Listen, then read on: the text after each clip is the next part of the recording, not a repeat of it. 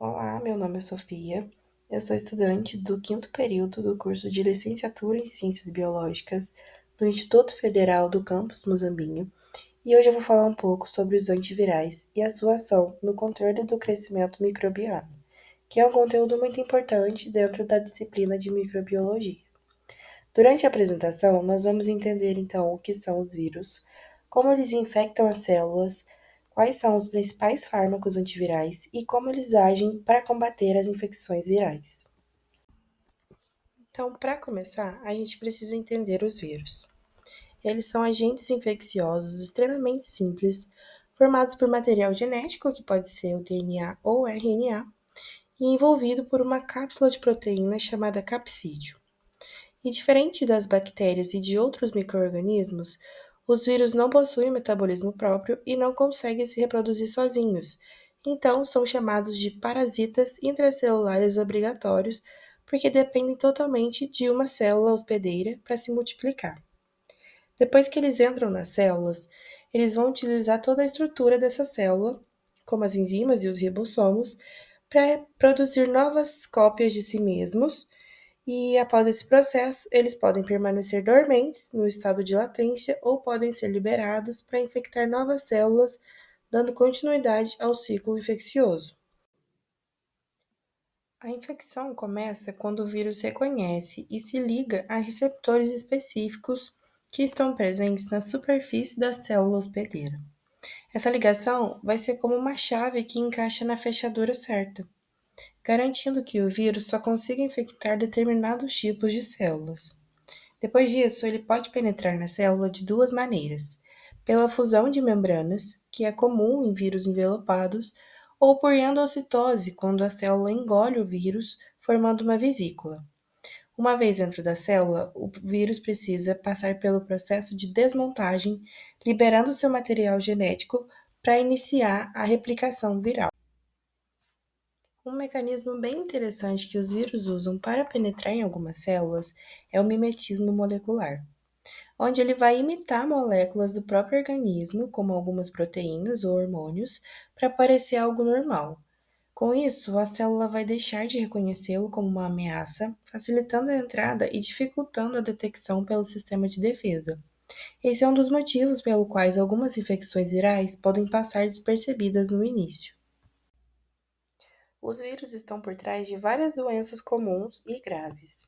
Por exemplo, a gente tem a gripe, que é causada pelo vírus influenza, a catapora, que é provocada pelo vírus da varicela zoster, e o HIV, que compromete o sistema imunológico e pode levar à AIDS. Algumas dessas doenças têm sintomas evidentes, como a febre e o mal-estar, mas outras podem ser assintomáticas, tornando o diagnóstico e o controle ainda mais difíceis. E onde entram os antivirais? Os fármacos antivirais são medicamentos que atuam bloqueando etapas do ciclo de vida dos vírus para reduzir a sua replicação. Eles não eliminam completamente o vírus, mas ajudam a diminuir os sintomas, reduzir a carga viral e prevenir complicações. Um grande desafio é que esses medicamentos precisam inibir o vírus sem causar danos às células humanas, por isso seu desenvolvimento é tão complexo. O primeiro fármaco antiviral criado foi a idoxuridina em 1963, e ela era usada para tratar infecções oculares causadas pelo vírus da herpes simplex. Ele funcionava ao interferir na replicação do DNA viral, mas teve seu uso limitado por causa dos efeitos tóxicos. A partir daí, outros antivirais foram sendo desenvolvidos com maior segurança e eficácia. Eu trouxe aqui dois exemplos dos antivirais mais antigos que foram criados. E o primeiro é o aciclovir, que é usado para tratar herpes labial, genital, a varicela e a herpes zoster. E ele bloqueia a multiplicação dos vírus, aliviando os sintomas e acelerando a recuperação, embora ele não elimine a infecção por completo.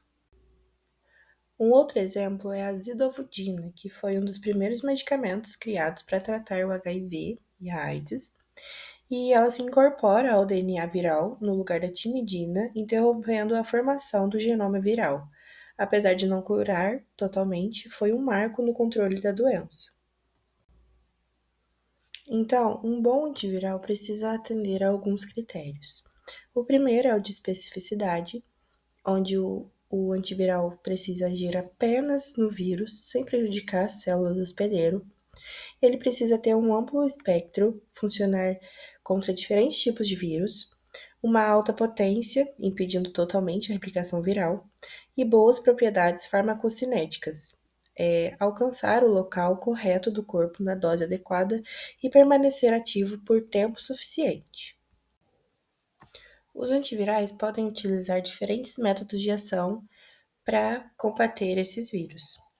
Um desses métodos é o bloqueio da entrada do vírus na célula, onde alguns antivirais vão impedir que esse vírus se ligue aos receptores da célula e entre nela.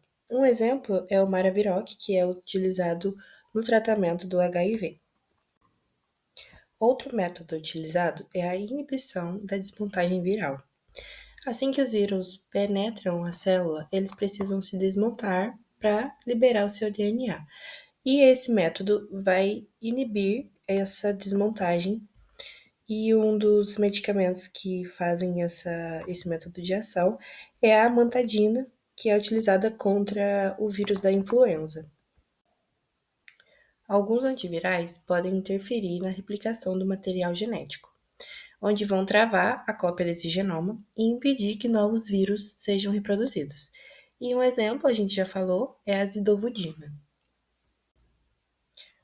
Outro método de ação vai ser a inibição de enzimas virais que são essenciais. Alguns antivirais podem bloquear enzimas como a transcriptase reversa e que são fundamentais para o vírus produzir proteínas do seu genoma. Então, o vírus não vai conseguir completar o seu ciclo de reprodução. Por último, a gente vai ter os antivirais que vão impedir a montagem e a liberação de novos vírus. Fármacos como os inibidores de protease impedem a formação de partículas virais maduras. E um exemplo é o oseltamivir, que vai bloquear a saída dos vírus da célula, limitando a infecção.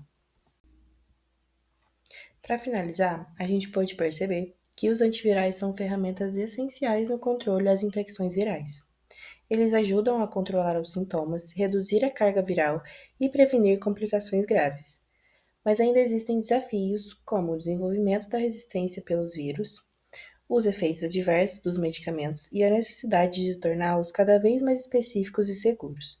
Por isso, além do uso dos antivirais, estratégias como a vacinação, a prevenção e novos estudos são fundamentais para garantir o controle mais eficaz de doenças virais. Essas são algumas das referências que eu utilizei na produção desse trabalho. E é isso. Obrigada pela atenção.